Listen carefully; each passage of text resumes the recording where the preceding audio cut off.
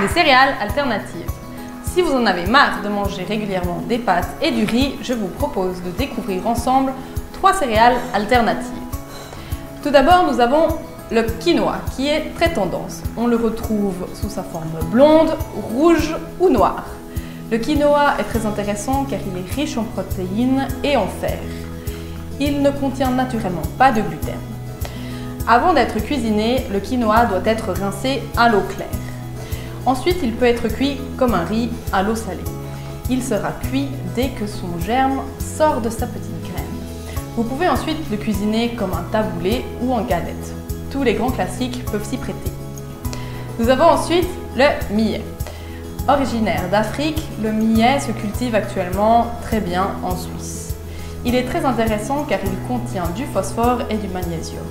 Il participe donc à de nombreuses fonctions au sein de notre organisme et serait également intéressant pour lutter contre la chute des cheveux. Tout comme le quinoa, il est important de rincer le millet à l'eau claire avant de le cuisiner.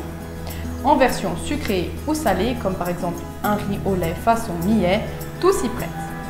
Et pour terminer, nous avons l'orge perlée. Elle était largement consommée au début du XXe siècle et elle fait désormais sa réapparition.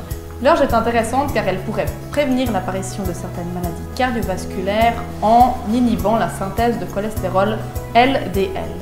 On la trouve sous forme de graines mais également en flocons.